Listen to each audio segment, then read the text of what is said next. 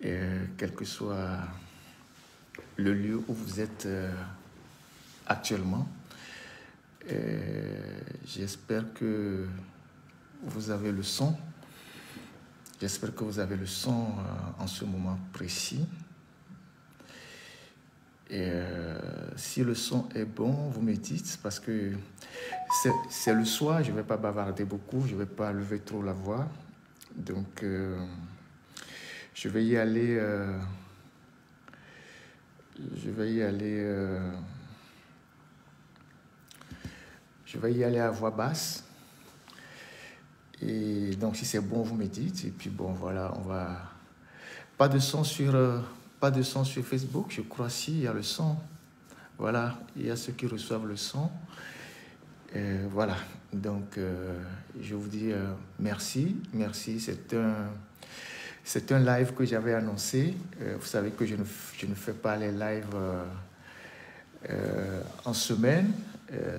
Si j'ajoutais la semaine, ça va me fatiguer beaucoup. Donc, les lives, c'est les dimanches, mais j'avais prévu faire un live aujourd'hui, qui est la veille du 24 avril, pour qu'on échange encore sur un certain nombre de choses cachées de notre pays, des mythes fabriqués de toutes pièces qui ont servi à enfumer des gens pendant 50 ans, et ça continue d'ailleurs. C'est tout ça qu'il faut déconstruire. C'est tout ça qu'il faut déconstruire. Et donc, comme c'est la veille, du 24 avril, alors je vous parle, tous les apparatchiks du pouvoir, ils sont tous aujourd'hui, à l'heure où je vous parle, à Kara. Il y a eu des mouvements Lomé-Kara, ces jours-ci, les avions décollés, ça atterrit, ça décollé, ça atterrit. Donc, pratiquement toute une partie de l'administration est actuellement à Kara pour la commémoration, comme eux-mêmes le disent, de l'accident du 24 janvier qu'ils ont fait passer pour un attentat. Donc, vous savez, dans les dictatures, on fabrique des mythes pour faire du chef un homme invincible. Donc, voilà, donc c'est pour ça qu'on est là.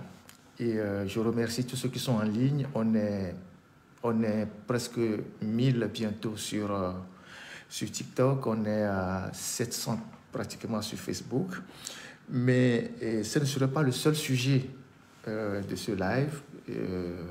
Vous avez lu dans un communiqué du gouvernement que les 20 ans du décès du général Eyadema seront célébrés sur l'ensemble du territoire, dans toutes les préfectures.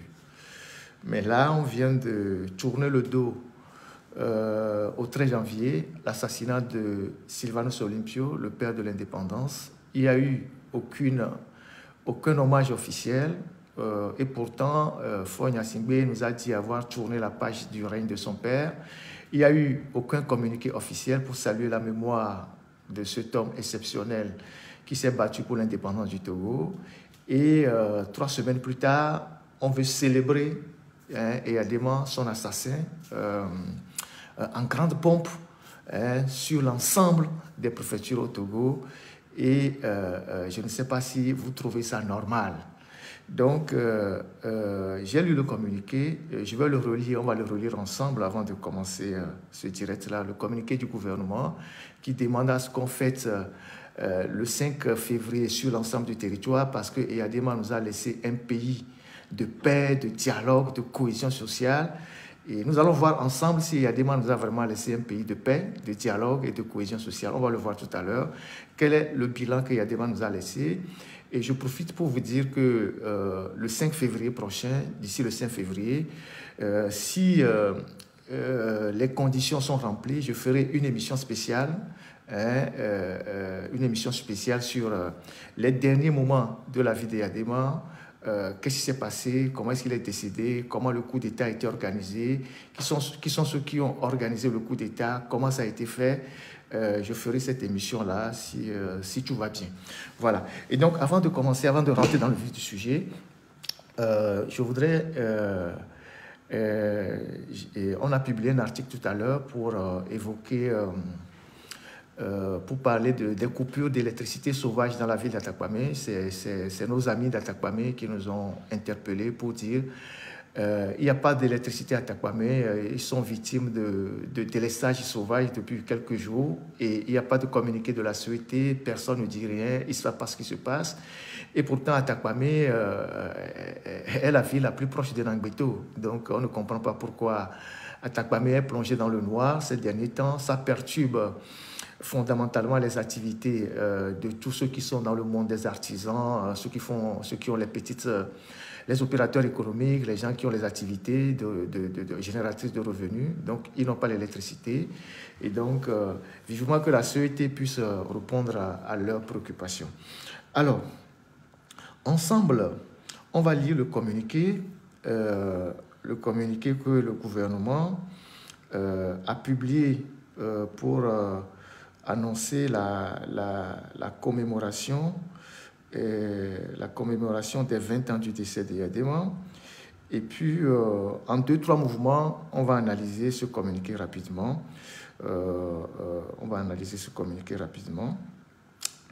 Et une seconde, je retrouve le communiqué.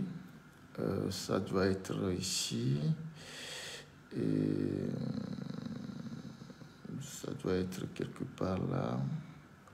Le communiqué du gouvernement.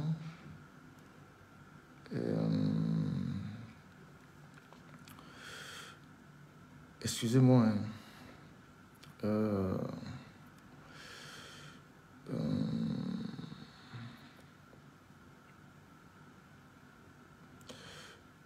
cherche le compte.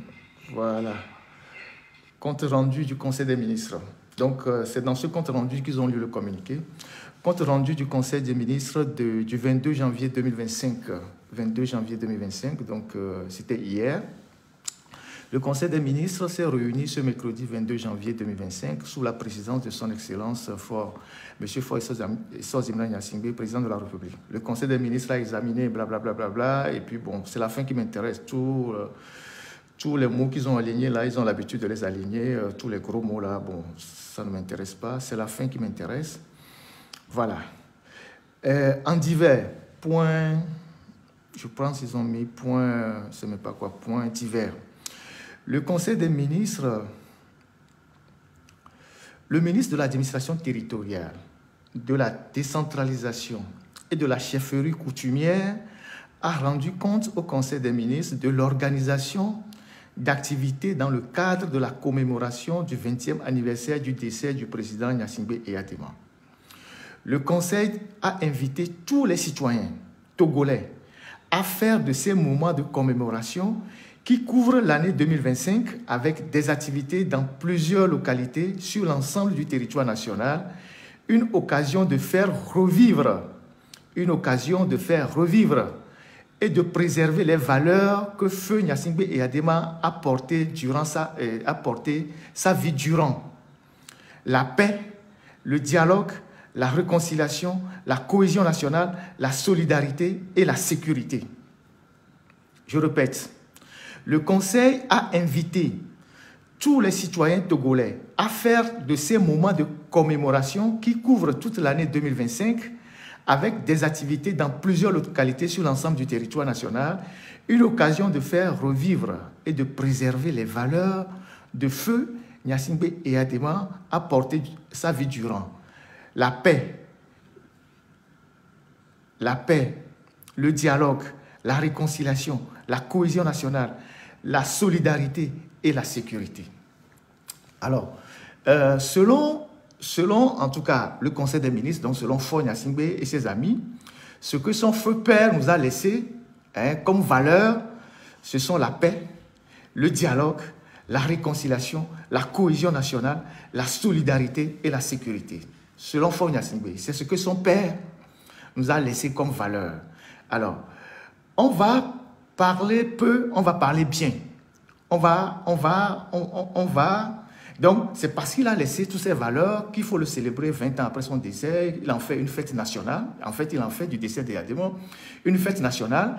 Alors qu'il y a quelques jours, on vient de célébrer l'assassinat du premier président, le père de l'indépendance, et l'État en tant qu'entité et le gouvernement en tant que régime n'a même pas sorti un seul mot pour saluer la mémoire de celui qui s'est battu pendant des années pour l'indépendance du Togo.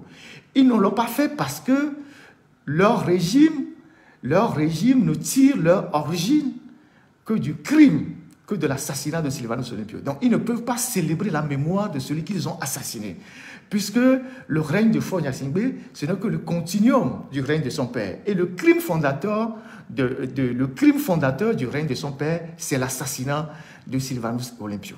C'est pour ça qu'ils n'ont pas placé un seul mot, mais quelques jours après, ils demandent aux Togolais de célébrer Eyadema parce que Eyadema aurait été, selon eux, ou bien a été, selon eux, un homme de paix, un homme de dialogue, un homme de réconciliation, cohésion nationale, solidarité et sécurité.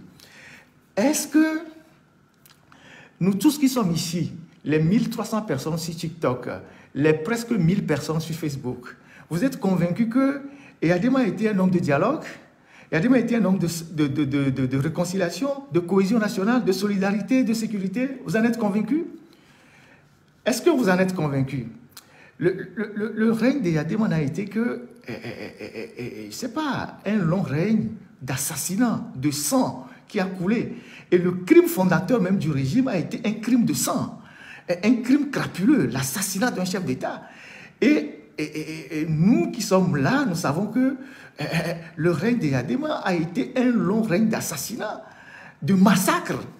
Allez lire les livres de Claude Améganvi. Claude Améganvi a sorti un livre qui a répertorié tous les crimes, jusque dans la dernière période, dont le régime d'Eyadema a été responsable depuis 1963 jusqu'à la dernière période. Il faut trouver ce livre de Claude Améganvi, vous allez le lire. Il a fait un travail de recherche de fond. Et toutes les victimes, les circonstances de leur assassinat, les noms, où est-ce que certains ont été enterrés, ceux qui ont disparu. Avant que je ne finisse le live, je vais retrouver le nom du livre. Mais, pour ceux qui sont à Lomé, approchez-vous de Claude Améganvi, vous allez voir la longue liste des crimes et l'assassinat que Eyadema a été responsable tout au long de son règne, de 38 ans ou de 40 ans à la tête du Togo. Et donc, ça c'est juste au passage. Mais, il y a quelqu'un qui est mieux situé que nous, qui est dans le régime et qui a fait le bilan d'Eyadema. Je vais vous jouer juste une partie du bilan d'Eyadema que quelqu'un a fait au détour d'une phrase. Il a fait le bilan d'Eyadema. Et cette personne est encore aux affaires. Il est l'actuel secrétaire général du gouvernement. Au détour d'une interview en 2020, en pleine campagne électorale sur les antennes de RFI, Christian Trimois, qui était le porte-parole de Faure Gnassingbé pour le 4e mandat, lorsqu'il a été invité sur RFI, vous allez écouter le bilan qu'il fait du règne d'Eyadema, qu'on nous demande aujourd'hui de célébrer parce qu'il nous aurait laissé un pays cohérent, où il y a la cohésion sociale, il y a la paix, il y a la sécurité. Vous allez écouter de la voix de Trimois ce qu'il dit d'Eyadema, comme si ce qu'il dit du bilan d'Eyadema, il n'a pas cité, mais il dit que eux, c'est-à-dire lui et sa bande de Faure Gnassingbé, ils ont hérité d'un pays qui était en délabrement total. Alors, qui a gouverné le pays? Et eux, ils l'ont hérité et qu'il était en délabrement total. Vous allez l'écouter tout de suite. Je vais vous jouer cette partie. Écoutez, prêtez bien l'oreille. Hein. Vous allez écouter Christian Trimois qui parle du bilan d'Eyadema quand eux, ils ont pris le pays. Pourquoi une nouvelle candidature du président Faure Gnassingbé après 15 ans de pouvoir? Bonjour Christian Trimois. Bonjour Monsieur Laurent Koro. Pourquoi une nouvelle candidature du président Faure Gnassingbé après 15 ans de pouvoir? Lorsque le président de la République a accédé au pouvoir au Togo en 2005, il a hérité d'un pays socialement délabré, économiquement exsangue et politiquement divisé. Écoutez encore. Bonjour Christian Trimois. Bonjour Monsieur Laurent Koro. Pourquoi une nouvelle candidature du président Faure Gnassingbé après 15 ans de pouvoir? Lorsque le président de la République a accédé au pouvoir au Togo en 2005, il a hérité d'un pays socialement délabré, économiquement exsangue et politiquement divisé. Écoutez encore. Bonjour Christian Trimois. Bonjour, monsieur Laurent Koro. Pourquoi une nouvelle candidature du président Faure Gnassingbé après 15 ans de pouvoir? Lorsque le président de la République a accédé au pouvoir au Togo en 2005, il a hérité d'un pays socialement délabré, économiquement exsangue et politiquement divisé. Alors, c'est Christian Trimois qui parle. En 2020, quand il a été reçu sur RFI, et au micro de Laurent Koro, qui lui demande pourquoi Faure Gnassingbé veut être encore candidat après 15 ans de pouvoir. Il dit, Faure est candidat parce qu'ils ont hérité d'un pays, Bonjour Christian Trimois. Bonjour, monsieur Laurent Koro. Pourquoi une nouvelle candidature du président Faure Gnassingbé après 15 ans de pouvoir? Lorsque le président de la République a accédé au pouvoir au Togo en 2005, il a hérité d'un pays socialement délabré, économiquement exsangue et politiquement divisé. Délabré, exempt et divisé. Il dit que Faure Gnassingbé a hérité d'un pays économiquement exempt, socialement délabré et politiquement divisé. Faure a hérité de ce pays de qui? Faure a hérité de ce pays que Christian Trimois décrit en une phrase, en 3 mots, de qui? C'est-à-dire qu'en 3 mots, Christian Trimois a fait le bilan des 38 ans de règne de Gnassingbé Eyadema, à savoir un pays... Bonjour Christian Trimois. Bonjour, monsieur Laurent Koro. Pourquoi une nouvelle candidature du président Faure Gnassingbé après 15 ans de pouvoir? Lorsque le président de la République a accédé au pouvoir au Togo en 2005, il a hérité d'un pays socialement délabré, économiquement exempt et politiquement politiquement divisé. C'est Christian Trimois qui le dit. C'est lui qui le dit. Donc, de qui Faure Gnassingbé a hérité de ce pays exempt, délabré et divisé? C'est de son père. Donc, c'est le bilan de son père. D'où vient qu'aujourd'hui, le même gouvernement vient nous dire qu'il faut célébrer Eyadema parce qu'il nous a laissé des valeurs que sont la paix, la sécurité, la cohésion nationale et je ne sais quoi. Alors que ceux qui sont au service même du régime disent qu'ils ont hérité d'un pays totalement délabré, économiquement exempt, politiquement divisé. Écoutez encore, je vais jouer encore 2 fois. Bonjour Christian Trimois. Bonjour, monsieur Laurent Koro. Pourquoi une nouvelle candidature du président Faure Gnassingbé après 15 ans de pouvoir? Lorsque le président de la République a accédé au pouvoir au Togo en 2005, il a hérité d'un pays socialement délabré, économiquement exsangue et politiquement divisé. Voilà le bilan d'Eyadema. Voilà le bilan d'Eyadema que un homme du régime, un acteur du régime, a résumé en 3 mots. En 3 mots. Un acteur du régime a résumé en 3 mots. Donc, aujourd'hui, le même gouvernement serait communiqué pour nous dire il faut qu'on célèbre Eyadema parce qu'il nous a laissé un pays de paix, de cohésion sociale et machin. Bon, parlons de la paix et de la cohésion sociale. Mais quand Eyadema est décédé et que ses enfants se sont emparés du pouvoir au prix de 1000 Togolais assassinés, massacrés, cela n'a pas fait 2 ans pour que la division entre dans les familles même de Gnassingbé. Si Eyadema a laissé un pays de paix, de cohésion nationale, alors qu'aujourd'hui sa propre famille est en lambeaux, la famille Gnassingbé aujourd'hui est en lambeaux. Si le Togo est un pays de paix et de cohésion sociale que Eyadema a laissé, d'où vient que sa propre famille, lui-même dans sa propre famille, il n'arrive pas à assurer la cohésion. Aujourd'hui, on a un Gnassingbé en prison. Ça, il fait 15 ans de prison. Ça veut dire que la paix que Eyadema nous aurait laissée n'existe même pas dans sa propre famille. La paix que Eyadema nous aurait laissée et qu'il faut le célébrer aujourd'hui n'existe même pas dans sa propre famille. Puisque dans la famille Gnassingbé Eyadema ou la famille Gnassingbé, les gens se sont réglés les problèmes d'héritage à coups de Kalachnikov et de 12-7. Mais le domicile de Pacha Gnassingbé a été canardé avec des armes automatiques 12-7. C'est ça la réalité. Donc, vous avez une famille aujourd'hui qui est totalement divisée. Ça, c'est la famille Gnassingbé. Il y a même des enfants Gnassingbé, quand ils vont à Pia pour rentrer au domicile de leur père, mais les gardes qui sont là-bas leur refusent l'entrée en disant il faut qu'ils prennent l'autorisation chez leur frère président avant de rentrer. Donc, il y a une famille Gnassingbé qui est totalement divisée. Pacha Gnassingbé en prison, Faure ne parle pas à tous ses frères, il y a ceux qui le voient, ceux qui ne le voient jamais, il a bloqué tout. Ça, c'est un. De 2. Toujours dans la famille Gnassingbé. Il y a un beau-frère de Gnassingbé en prison. Ils sont deux d'ailleurs. Il y a un beau-frère qui est en prison, Charles Azumaro. Il y a 2 ans qu'il a été arrêté.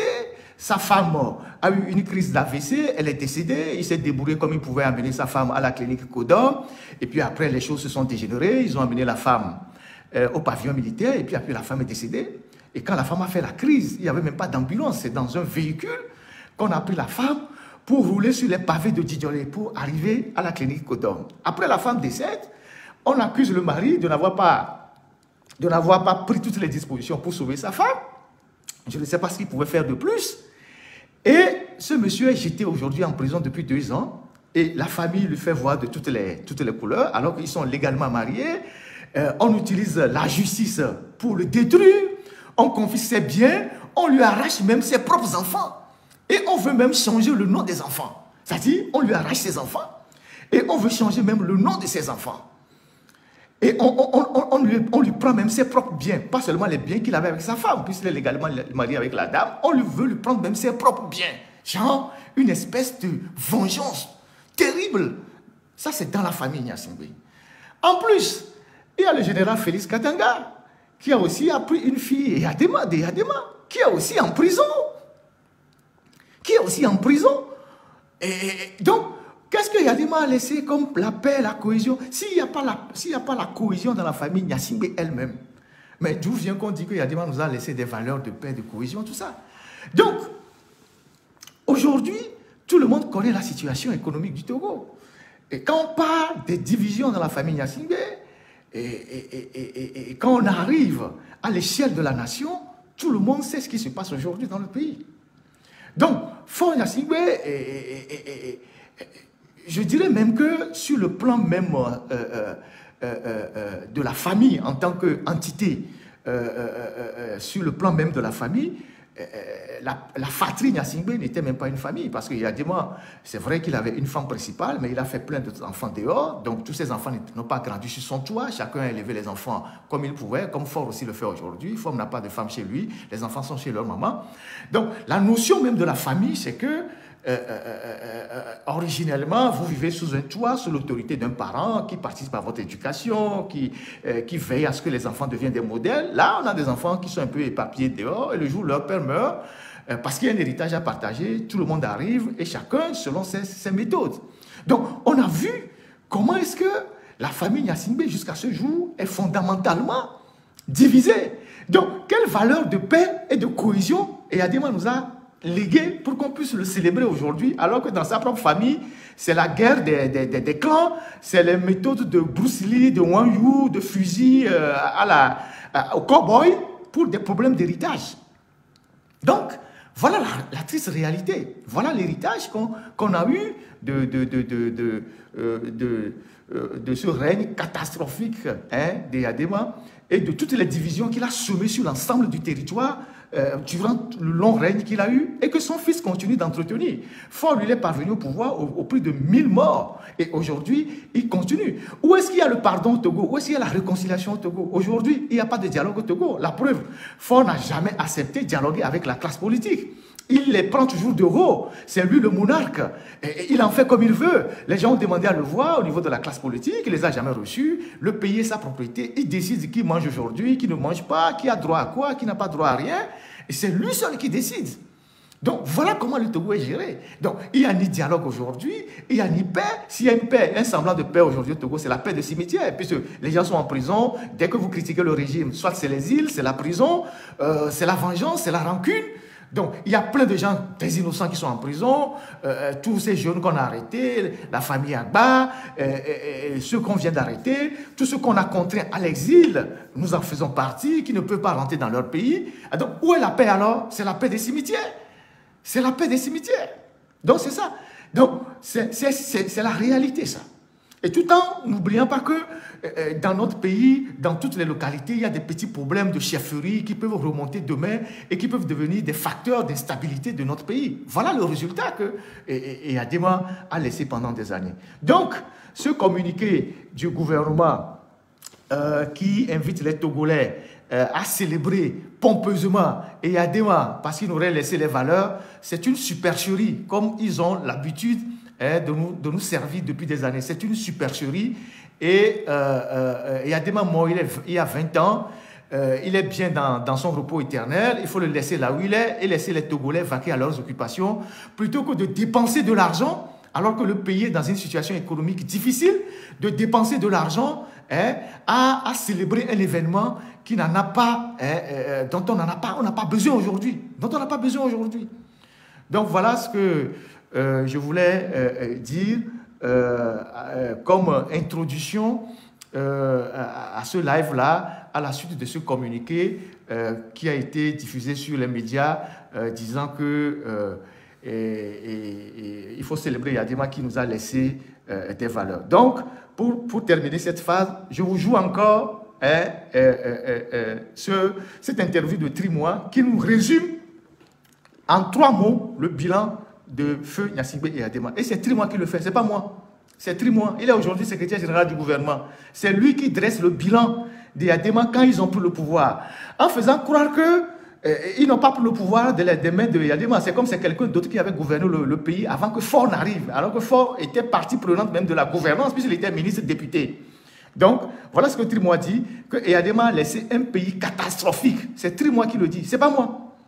Que Yadema a laissé un pays catastrophique, qu'eux ils sont venus retrouver. Mais Yadema a gouverné avec ses fils, y compris Faure Gnassingbé.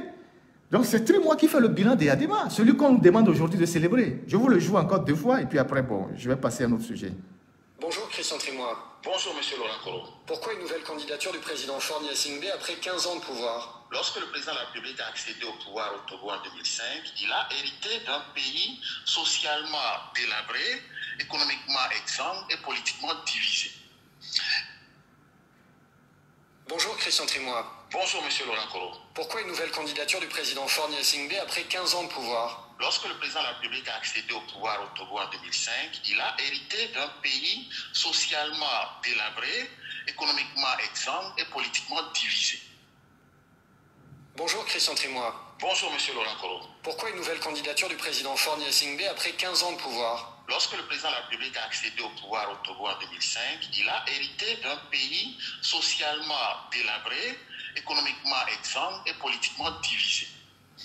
Voilà le bilan de Yadema en 3 mots, fait par Christian Trimois, qui est aujourd'hui le secrétaire général du gouvernement, et en publiant ce communiqué de rendre hommage à Yadema parce qu'il nous aurait laissé un pays très prospère. Il est en totale contradiction avec ce qu'il a dit il y a 4 ans ou 5 ans sur les antennes de RFI au micro de Laurent Koro. Voilà. Donc, je boucle rapidement ce passage-là pour entamer l'objet même du live de ce soir. Alors, la dernière fois, je vous ai parlé de cette histoire de Baobab au rond-point de la Colombe.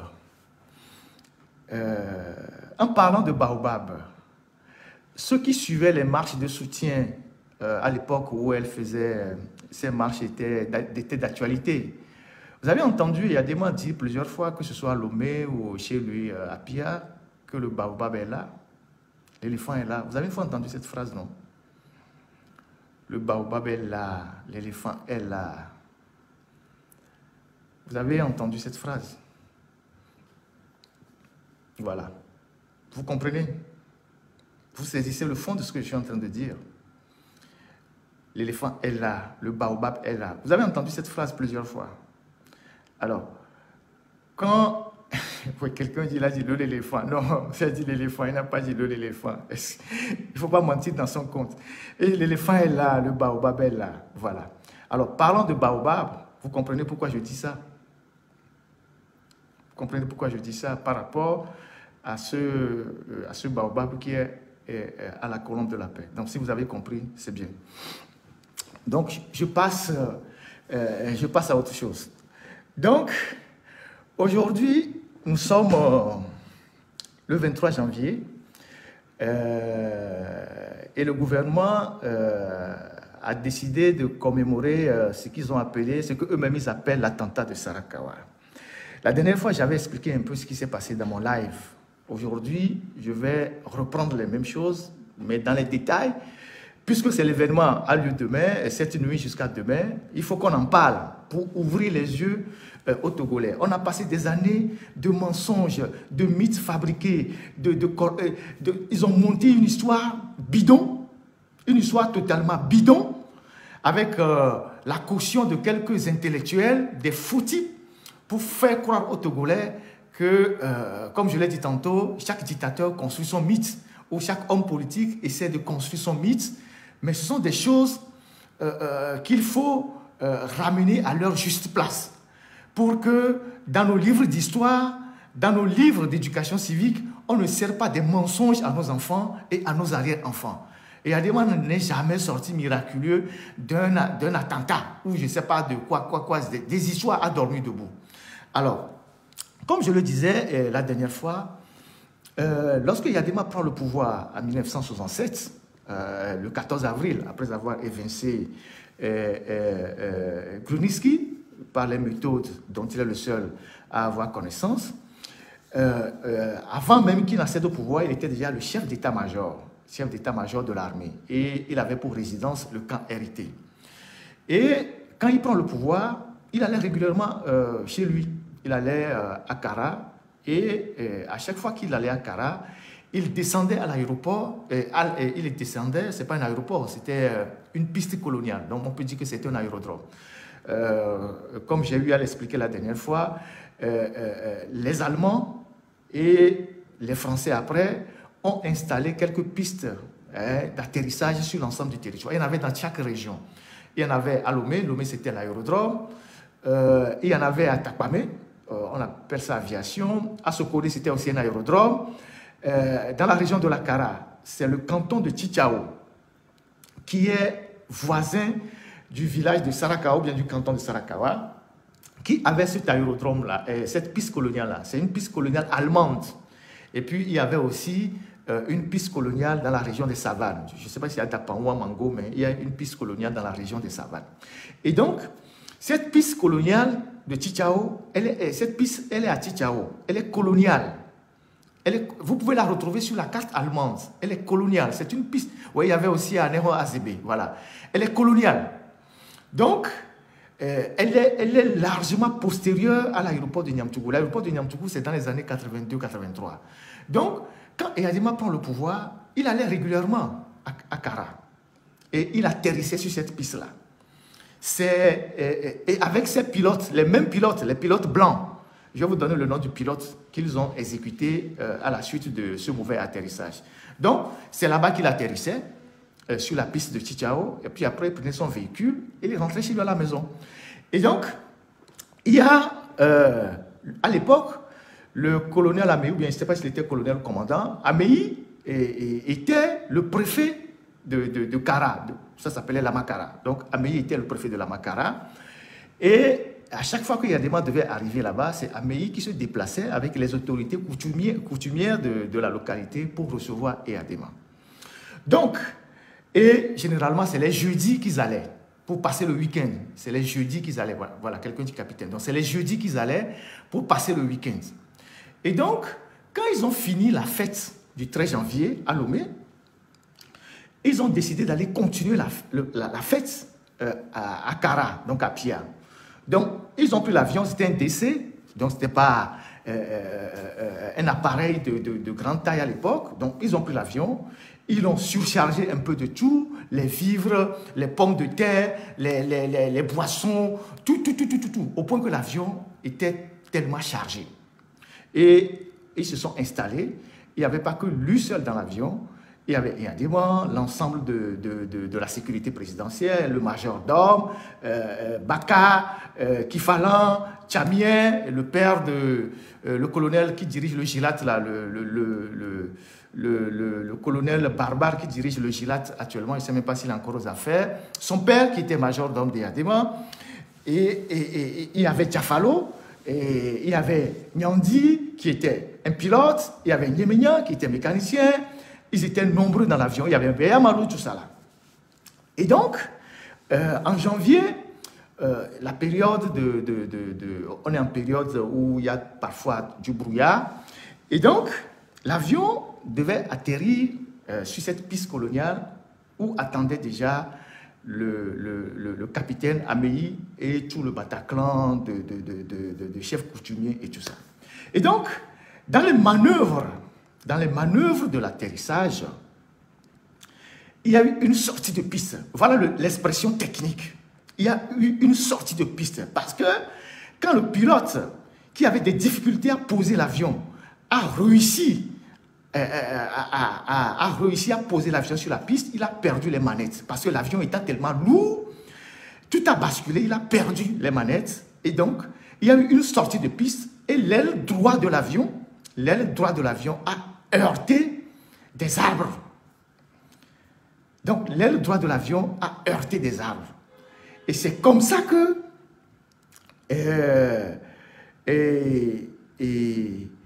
ils se sont retrouvés dans cette situation inconfortable. Quand l'avion est atterri et que l'aile droite a heurté les arbres, l'avion est sorti de la piste. Donc, rien, à part cette aile qui s'est brisée, l'avion n'a pas suivi d'autres dommages, puisque le cockpit même était normal. Les pilotes n'étaient pas morts. Personne n'était mort dans l'avion, à part la seule personne qui est décédée dans l'avion, c'était De Gaulle. De Gaulle, c'est Aniko Palako, qui était l'aide de camp de Yadema et qui avait manqué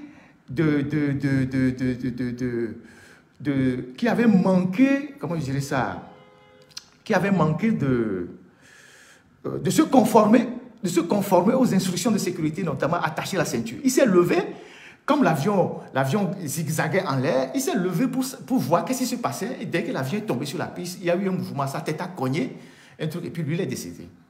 Donc, lui, il décède.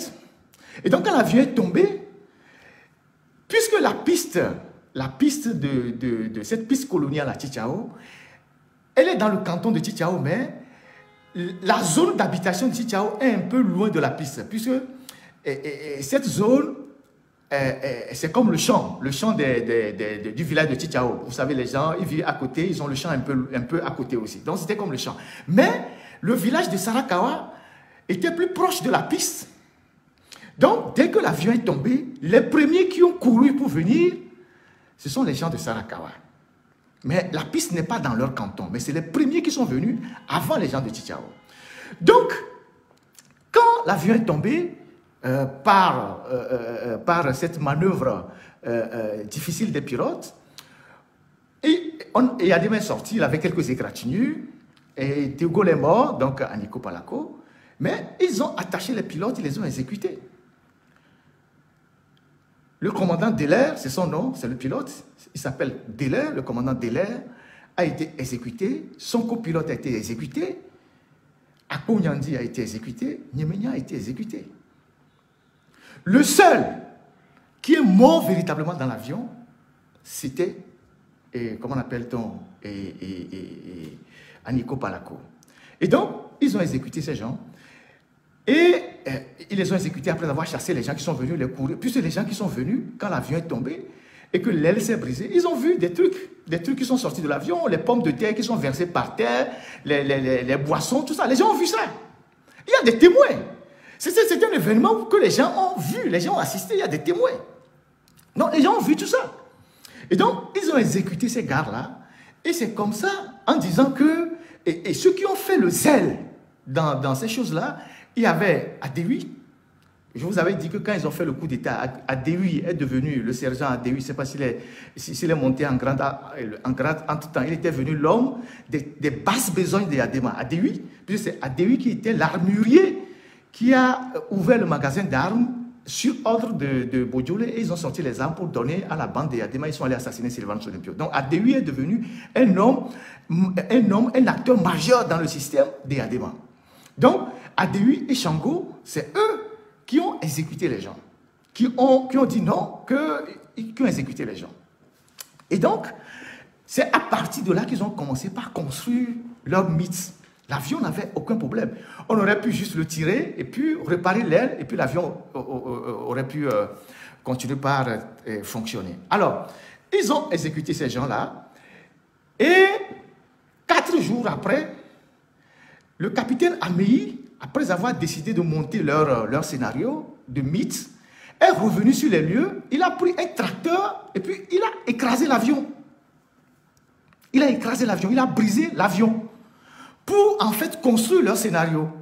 Puisque quand vous suivez eux-mêmes leurs propres témoignages, il y a plusieurs témoignages. Les témoignages à l'époque, ils ont dit que le pilote fait quoi? L'avion a piqué du nez, que l'avion est venu s'écraser. Quand un avion s'écrase là, quand un avion pique du nez, on dit l'avion a piqué du nez, ça veut dire que le pilote a perdu les manettes et l'avion est venu tomber sur le sol. Si un avion tombe sur le sol, a piqué le nez, tombe sur le sol, l'avion s'explose parce qu'il y a du kérosène dans l'avion. L'avion, ce n'est pas de l'eau. Il y a du kérosène dans l'avion. Vous avez vu la dernière fois, je ne sais pas dans quel pays, vers la Russie, je ne sais pas où, dans quel pays, un avion qui est sorti de la piste. Quand l'avion est parti heurter le mur, l'avion a explosé.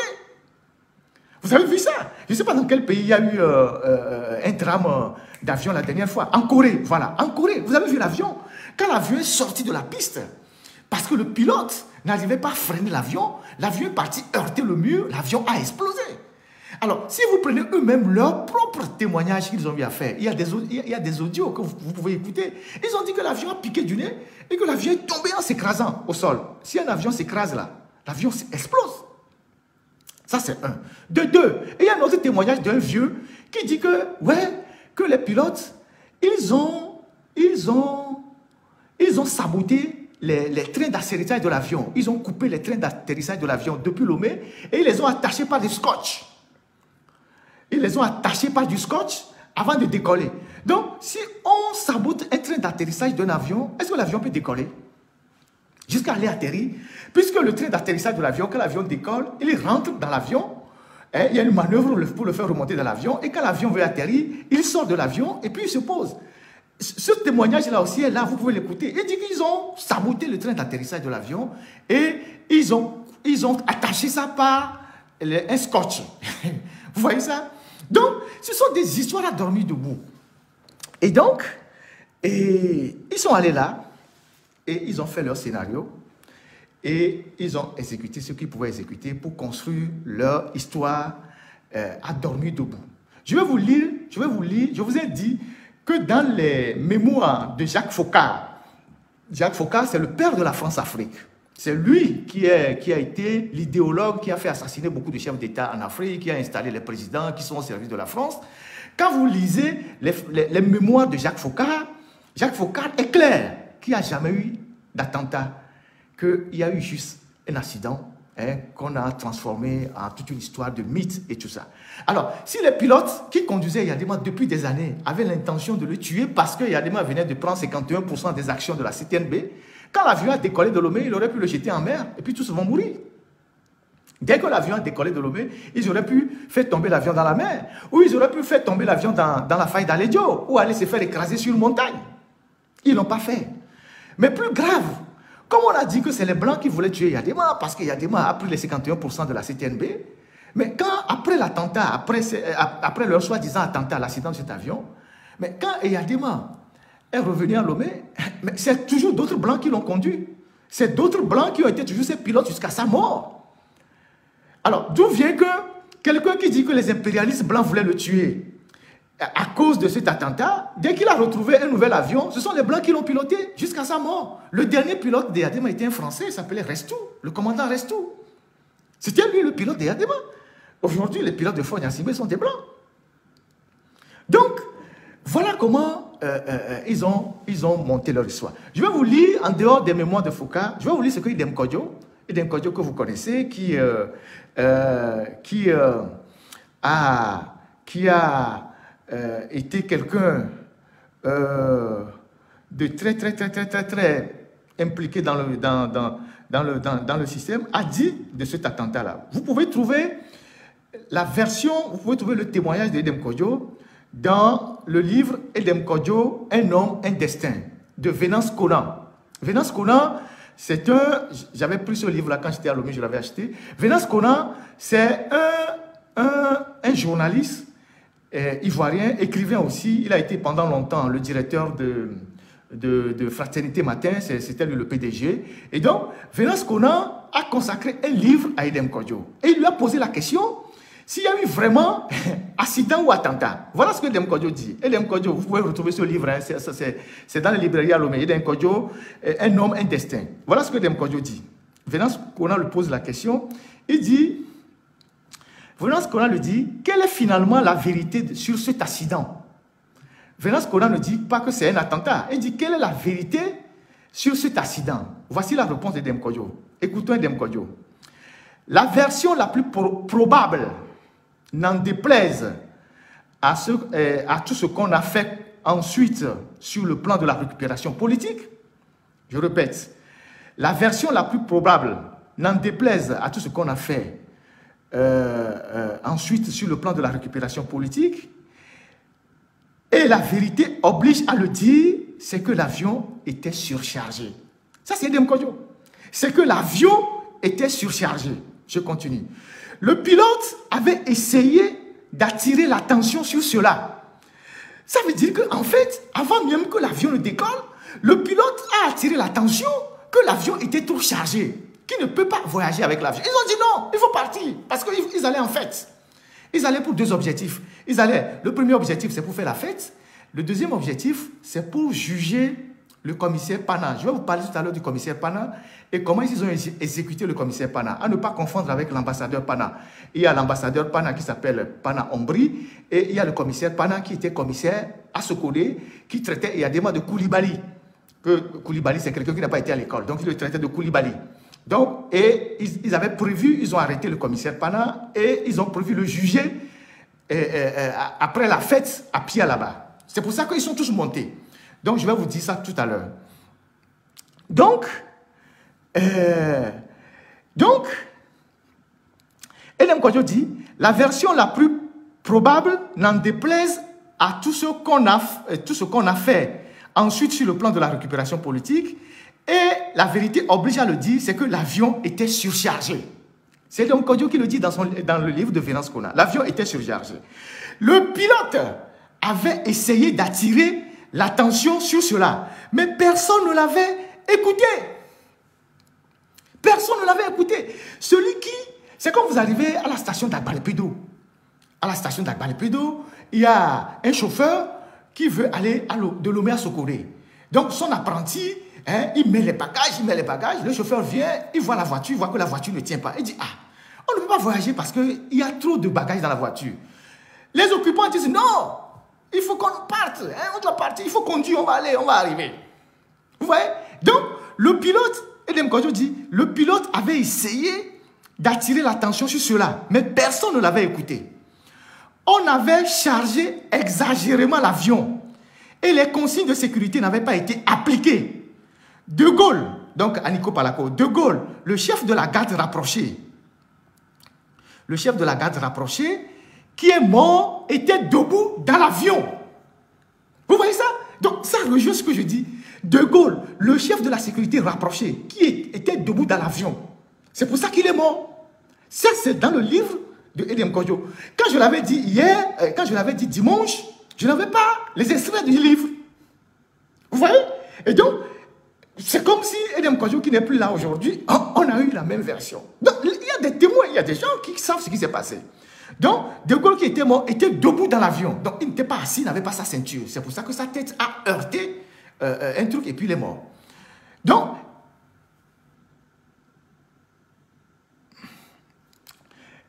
dans ce témoignage de Edem Kodjo, vous allez vous rendre compte que c'est De Gaulle seul qui est mort. C'est Aniko Palako seul qui est mort. Donc, il continue. Il dit, donc, c'est tout simplement un accident dû peut-être à une erreur de pilotage avec l'avion handicapé par le surpoids. Vous entendez l'expression? Il dit, c'est un accident dû peut-être à une erreur de pilotage avec l'avion handicapé par le surpoids. Handicapé par le surpoids. Mais Eyadema, en fait politique, c'est-à-dire un homme politique, Eyadema en fait politique, a très rapidement perçu l'intérêt qu'il pouvait tirer de cette affaire. Il a eu le réflexe de lier deux choses. C'est parce que On a pris à ces imbéciles-là, donc les impérialistes, 51%, c'est parce qu'on a pris 51% à ces imbéciles blancs qu'ils ont voulu attenter à ma vie. Donc, c'est l'impérialisme financier qui a voulu me tuer. Il en a saisi le côté mobilisation immédiatement et il a donné des instructions à Kounalé Eklo. Vous connaissez Kounalé Eklo, son fils est dans le gouvernement aujourd'hui. Il a donné des instructions à Kounalé Eklo qui s'est mis à travailler les animateurs au corps. Ils composeront d'ailleurs des chants totalement merveilleux parmi le répertoire de l'animation. Il faut en convenir. Voilà le témoignage de Edem Kodjo dans le livre de Venance Kona, Un homme, un destin. Et ce témoignage de Edem Kodjo est pratiquement identique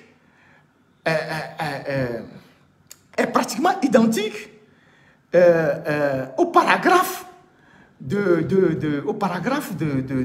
Jacques Faucard qu'il a consacré au Togo en disant que ce n'était pas un attentat, c'était un banal accident que le régime togolais a transformé rapidement en un instrument de propagande et de mythologie. Voilà en réalité ce qui s'est passé, dans cette histoire de Sarakawa, qu'on a rapidement monté de toutes pièces que c'était un attentat. Au point qu'aujourd'hui, et pourquoi d'ailleurs on l'a baptisé Sarakawa? On l'a baptisé Sarakawa alors que la piste était à Tchitchao.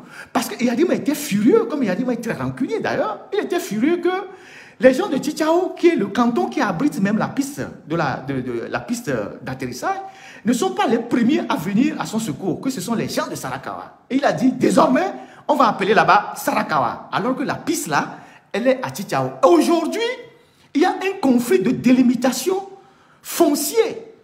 Il y a un conflit de délimitation entre les villages Sarakawa et Tchitchao. Parce que les gens de Tchitchao disent, mais la piste c'est chez nous.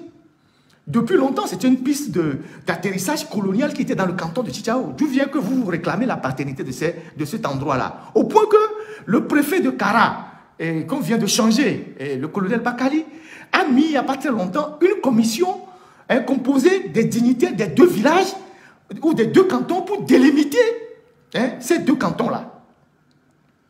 C'est ça. Donc, vous voyez, il y a des gens qu'on présente comme un acteur de cohésion. Il a profité d'un accident d'avion pour diviser deux communautés dans la même localité.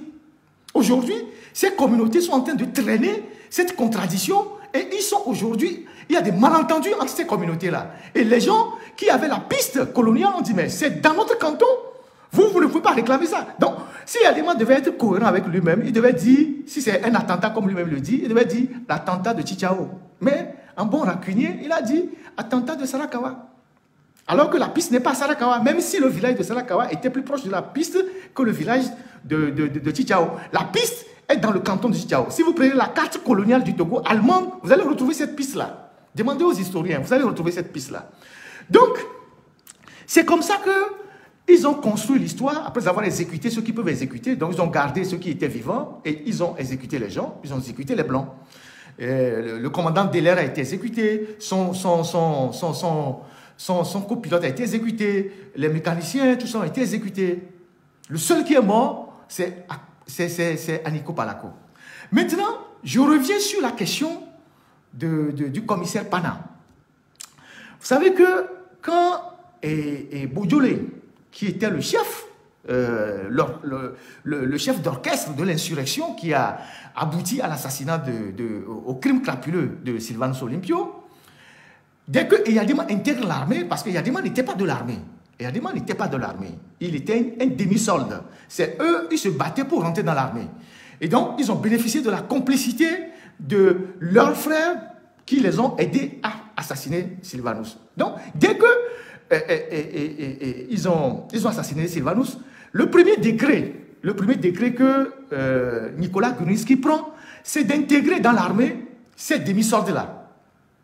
C'est d'intégrer dans l'armée cette demi-solde. Et Eyadema, qui était sergent, c'est pas sergent-chef, a été propulsé immédiatement capitaine dans l'armée. C'est le premier décret. Vous pouvez retrouver ce décret-là dans les archives. Donc c'est le premier décret qui a été pris par Gruniski, qui a propulsé Eyadema en capitaine. Donc, Eyadema venait de supplanter immédiatement Bojolé, qui était lui déjà adjudant-chef dans l'armée régulière. Et c'est Bojolé qui dirigeait l'unité, la petite unité d'infanterie de l'armée qui était là, l'embryon. Donc, Eyadema, capitaine, donc, a pris immédiatement de l'ascendance sur Bojolé. Donc, du coup, entre Eyadema et son club et les Bojolé, il y a eu une espèce d'animosité qui s'est installée. Donc, Eyadema, Bojolé n'a pas digéré le fait que Eyadema venait de le supplanter. Et donc, les gens qui étaient proches de Bojolé, ils ne digéraient pas non plus cette humiliation, puisque Bojolé était plus lettré qu'Eyadema. Donc, il était déjà adjudant-chef, donc il était plus lettré qu'Eyadema. Donc, il n'acceptait pas cela. Donc, les gens de Bojolé, qui étaient majoritairement, les proches de Bojolé, qui étaient majoritairement du canton de Kouméa, ont essayé de mettre en difficulté Eyadema. Et Eyadema les a mis, les mettait sous surveillance. D'où l'affaire de Bokobosso. Vous connaissez l'histoire de Bokobosso, dont on a dit qu'il a tenté d'assassiner Eyadema au cours d'une revue des troupes et que la balle a franchi, je ne sais pas quoi, bon, une autre mythologie, et que ce Bokobosso-là a disparu. On ne sait pas ce qui s'est passé, on nous a raconté dans le livre qu'on a, le livre, je ne sais pas, Titirambi qu'on a fait pour Eyadema, en disant que à chaque date de cet acte-là, Eyadema invitait Bokobosso à manger pour le pardonner, et puis après, bon, Bokobosso a disparu. Donc, c'était le premier coup d'alerte des hommes de Bojolé. Donc, après, les relations entre Eyadema et Bojolé se sont fondamentalement brouillées, et le commissaire Pana était du camp de Bojolé. Et donc, le commissaire Pana tenait des propos assez sévères contre Eyadema. Il le traitait de moins que rien, de Koulibaly, de quelqu'un qui est venu leur arracher, et tout, et tout. Et donc, les gens ont rapporté à Eyadema les propos que tenait le commissaire Pana à son endroit. Et donc, le commissaire Pana a été arrêté et il a été mis en détention à la brigade de gendarmerie de Kara. Donc, Eyadema montait à Kara, à la fois pour continuer la fête du 13 janvier, mais aussi pour juger le commissaire Pana. Donc, le commissaire Pana devait passer au jugement devant tous ces barons qui étaient montés avec Eyadema. Et donc, quand l'avion est tombé, par rapport à tout ce que je viens de dire, a connu cette sortie de piste, et que Eyadema est rentré chez lui, et qu'ils étaient en train d'échafauder leur plan, Shango, qui était avec Adewi, les hommes qui faisaient les basses besognes, je vous ai rappelé que ce sont les Adewi qui ont assassiné Laurent Diagba dans sa cellule au camp RT avec tous leurs camarades de lutte. Les premiers assassinats qui ont eu lieu, il y avait Adewi, il y avait Gaston, je crois qu'il y avait Gaston Perret, et puis il y avait Lawani. C'est eux qui ont assassiné ces gars-là. Donc, c'était les hommes de basse besogne. C'était comme Djoua à l'époque, quand Djoua était là et il faisait tout ce qu'il faisait. Et donc, du coup, Shango est parti extraire de la cellule de la brigade.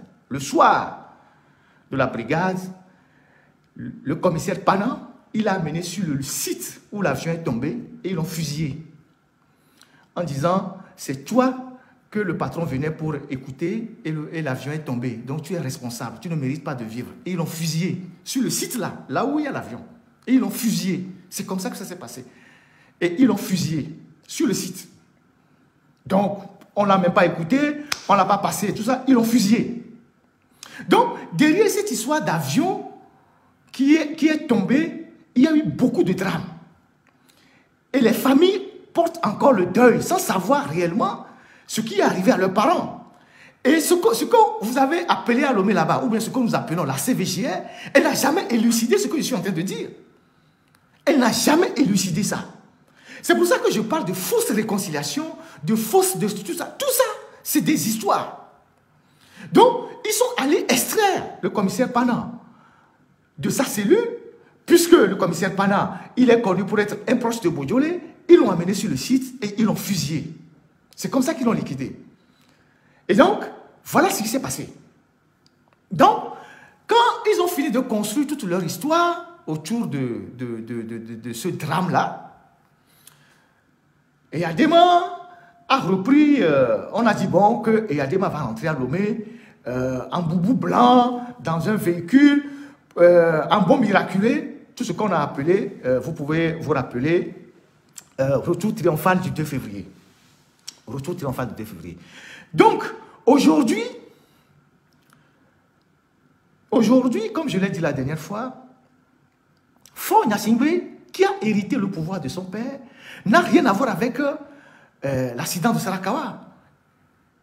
Il était certes déjà né, il est né en 66, mais il n'a rien à voir avec l'accident de Sarakawa. Rien, absolument rien à voir avec l'accident de Sarakawa. Il n'avait absolument rien à voir.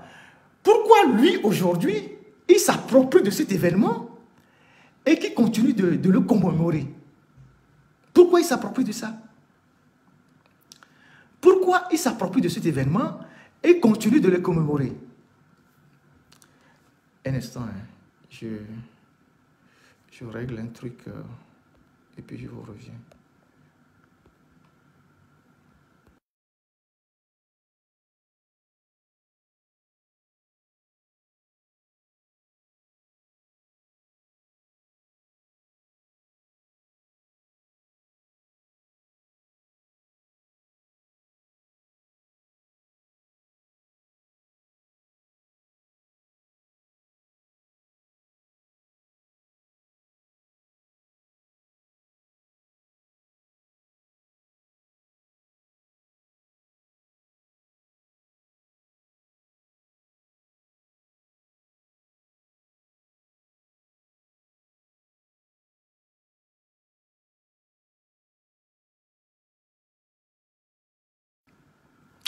Donc, non, il y a les choses dans les archives. Hein. Ce que je dis, je donne des références. Il y a des choses dans les archives. À moins que vous êtes des paresseux et vous ne voulez pas aller chercher. Moi, j'ai fait des études d'histoire et je sais de quoi je parle. Et donc, il y a des choses dans les... Quand je parle de Foucault, c'est que j'ai lu les mémoires de Foucault. Quand je parle de Dem Kodjo, je viens de lire le livre de Dem Kodjo. Vous pouvez aller le chercher dans les librairies à Lomé. Il y a plein de choses. Si vous ne voulez pas apprendre, vous voulez rester des abrutis, c'est votre problème. Je parle de ceux qui font des bêtises. Mais les faits, ce que je dis est factuel. Et donc, pourquoi Faure Gnassingbé continue de célébrer un événement dont il n'a pratiquement aucun lien? C'est parce que rapidement, ils ont transformé ce lieu en un lieu de rituel. Et je vous ai dit que dans la nuit, comme aujourd'hui, dans la nuit du 23 au 24, tard dans la nuit, ils émoulent des bœufs là-bas, ils font tout ce qu'ils peuvent faire, ils invoquent des esprits, et le lendemain, ils reviennent en tenue blanche. C'est-à-dire, la nuit, quand ils finissent de faire ce qu'ils doivent faire dans le noir, le lendemain, ils viennent tout blancs pour dire « Ah oui, on est venu pour célébrer ce qu'eux-mêmes appellent l'attentat de Sarakawa, la libération économique, toutes les conneries qu'on racontait dans les animations et tout ça. » Et donc, cette nuit, ils vont le faire encore, comme ils l'ont fait la dernière fois, le 13 janvier, à l'endroit que j'ai évoqué. Et j'ai eu encore beaucoup de témoignages des gens. J'ai partagé un de ces témoignages de quelqu'un qui a vécu et qui a vu en 2005 comment la cérémonie a été faite, mais qui n'a pas pris. Et donc, voilà comment on a construit opportunément un mythe autour d'une histoire. C'est comme quand la démocratie a commencé au Togo, quand la démocratie a commencé, vous avez entendu cette histoire. Les gens nous ont raconté, pour fabriquer le mythe d'Agboibo, les gens nous ont raconté qu'Agboibo disparaissait. Que Agboibo était un jour chez Eyadema, et puis il y a eu un problème entre eux, Eyadema voulait tirer sur lui, et puis Agboibo a disparu. Vous avez entendu ça, non? En 90, 91, 92, que Agboibo avait des pouvoirs de disparaître. Et quand les militaires sont partis attaquer le HCR au palais des congrès, quand ils ont frappé Agboibo, il semble qu'ils lui ont dit « C'est toi qui disparu, non, disparu, on va voir. » C'est ça, qu'il aurait disparu avec le fauteuil d'Eyadema, c'est ça. Donc, les gens construisent le mythe, leur histoire, pour soit un projet politique, ou soit pour maintenir un pouvoir. Donc, ce n'est pas d'aujourd'hui que les manipulations de ce genre ont commencé. Ça existait depuis la nuit des temps. Ces gens de manipulation. Quand vous prenez l'histoire de Lénine, vous prenez l'histoire de Staline, vous prenez l'histoire de Kim Il-sung, l'ancêtre de tous ceux qui gèrent la Corée du Nord, c'est toujours entouré d'histoires comme ça. Donc, Eyadema a fabriqué aussi son histoire. Et pour la petite confidence, mais quelqu'un comme Omar Bongo, à l'époque, il croyait vraiment qu'Agboibo avait ces gens de pouvoir, au point qu'il invitait Agboibo chez lui au Gabon, il lui donnait beaucoup de moyens. Voilà. Donc, les gens construisent le mythe pour construire leur propre ambition personnelle. Donc, l'avion qui est tombé là-bas, ça n'a servi qu'à construire ce mythe-là, qui malheureusement a été porté par des intellectuels, des gens totalement faux, des gens qui cautionnent le mal et qui ont propagé ça, qui ont créé de l'animation politique, ont fait danser les Togolais sur des conneries. Sur des conneries. Sur des conneries. Donc, ce soir, ils vont continuer par faire leur rituel. Si c'est les bœufs qui doivent sacrifier, ils vont les sacrifier. Si c'est les chameaux, ils vont les sacrifier. Hein, à l'esprit qu'ils invoquent là-bas. Alors que Fort n'a aucun lien avec cet événement. Et demain matin, vous allez les voir en tenue blanc, tout blanc, tous habillés en blanc. Les gens qui étaient en tenue noire dans la nuit profonde, le lendemain, ils portent le blanc pour venir, voilà, bluffer les gens. Et ces bœufs qui ont été sacrifiés, on les envoie dans les casernes pour les militaires. Ça constitue en même temps un moyen de les adoucir. Donc, comme on le dit en vernaculaire, c'est vossable noué. Donc, ils envoient ça pour que les gens mangent. Vous voyez. Et donc, voilà comment on a construit le mythe de cet accident d'avion qu'on a baptisé attentat de Sarakawa. Maintenant, j'ai lu dans le communiqué sorti par le gouvernement qui a eu aujourd'hui, je ne sais pas comment ils ont appelé ça, une conférence débat sur l'attentat de Sarakawa et ses implications économiques et son impact économique. Bon, parlons-en. C'est la dernière partie de mon live. Parlons-en. L'attentat, bon, eux-mêmes ils l'appellent l'attentat. L'accident de Sarakawa a eu quel impact économique? Quand Eyadema prenait les 51% de la CTNB n'était pas en faillite. C'était une société qui était totalement prospère. C'est vrai que la métropole avait gardé la main sur une grande partie des minerais, mais c'était une bonne idée, on ne peut pas le lui reprocher, de prendre la majorité des actions et de les ramener dans le portefeuille national. Donc, la CTNB est devenue le PATS. OTP plutôt, excusez-moi. La CTNB est devenue OTP. Comment l'OTP a été géré? Comment l'OTP a été géré? Comment l'OTP a été géré? C'est vrai que dans la foulée, on a construit l'hôtel Tropicana, les hôtels Sarakawa, je pense, hôtel, je ne sais pas, 30 août, hôtel Cara. Mais que sont devenus aujourd'hui ces hôtels? Qu'est-ce qui a été fait aujourd'hui? Et quelle est aujourd'hui la part du Togo dans l'exploitation du phosphate? Vous avez vu le dernier rapport 2022 de la Cour des comptes qui dit que depuis 3 ans, donc depuis 2020 ou depuis 2019, la SNPT, comme c'est comme ça qu'on l'appelle aujourd'hui, n'a versé aucune dividende au trésor. Et pourtant, le phosphate a pris de la valeur sur le marché international et le phosphate rapporte beaucoup d'argent au Togo. Alors, où sont parties les recettes des phosphates? Et Eyadema n'était pas un Crésus quand il prenait le pouvoir en 67. Je vous avais dit que Eyadema, la seule chose qu'il avait, quand il est rentré de sa démobilisation, l'argent qu'il a pris, il avait acheté un moulin. Donc, il n'avait pas grand-chose. D'où vient que Eyadema est devenu multimilliardaire et que ses enfants se sont battus à coups d'armes ou se battent à coups d'armes pour l'héritage. Alors, il y a un acteur majeur dans cette affaire-là. Il y a plusieurs acteurs, mais il y a un acteur majeur. Je l'ai cité aussi la dernière fois. Bagna. Bagna était aussi un instituteur. Bagna était un instituteur qui a commencé sa carrière à Tchao, qui avait d'ailleurs des idées proches des nationalistes. Mais c'est ce Bagna qui est devenu un élément central dans le pillage systématique des ressources du pays. Et donc, Bagna était autour d'Eyadema et il y avait Maurice Assor. Maurice Assor, pour les jeunes qui ne le connaissent pas, c'était c'est comme les Ederi aujourd'hui autour de Fort. Donc, c'est la continuité. C'est la même méthode. C'est comme les Ederi aujourd'hui autour de Fort Gnassingbé. Donc, Maurice Assor était un conseiller économique et financier de Yadema. C'était un juif. Donc, c'est lui qui contrôlait tout ce qui était autour de Yadema et tout ça. Et donc, Bagnan a été propulsé, après son passage à l'OPAT, directeur de l'OTP. Et quand Bagnan chargeait les phosphates, s'il charge 10 bateaux, il y a 5 bateaux qui reviennent à l'État togolais, il y a 3 bateaux qu'il réserve à Yadema, et il y a 2 bateaux que lui-même Bagnan y prend.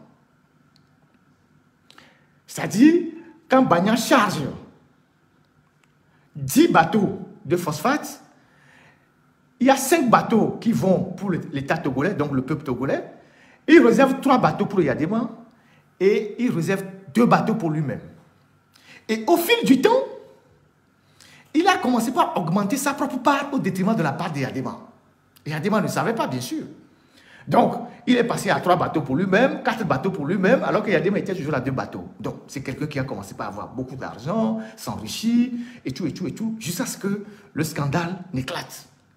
Quand le scandale éclate, évidemment, Yadema le sort de là, et il va se rendre provisoirement, je pense, en Côte d'Ivoire, avant de revenir au Togo, et Yadema l'a propulsé après au ministère du Tourisme, ou je ne sais pas, quelque chose comme ça. Et donc, Bagnan, qui était instituteur, est devenu un multimilliardaire en gérant l'OPAT et surtout l'OTP. Et Yadema, en plus, a eu sa part. Je vais vous donner un cas. Vous voyez, quand vous arrivez à la plage, après l'hôtel Santa Maria, en allant vers l'hôtel de la Paix, vous restez à gauche. Vous avancez, vous dépassez un bâtiment chinois qui a été construit maintenant.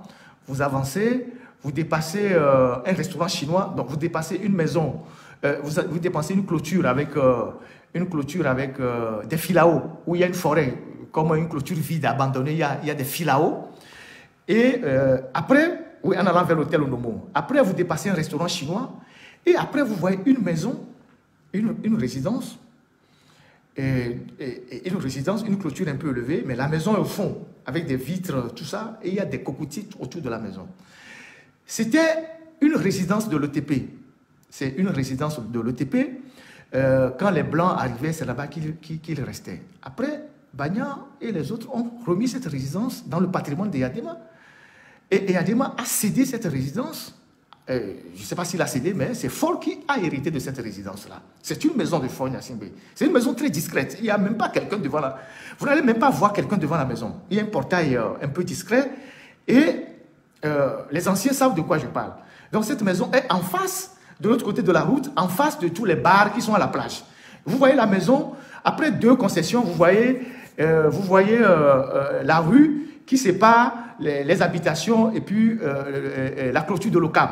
Donc cette maison, elle appartient à Fort.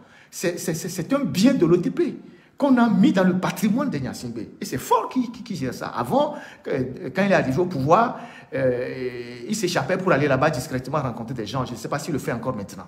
Cette maison, c'est une maison de l'OTP. C'est un bien de l'OTP. Donc c'est comme ça que, progressivement, les phosphates, dont on dit qu'on a nationalisé pour le bien du Togo, est devenu un patrimoine de la famille Gnassingbé et tout ce qui tourne autour. Et donc, quand vous faites très bien les observations, tous ceux qui ont géré les phosphates, tous ceux qui sont passés DG des phosphates sont devenus des milliardaires.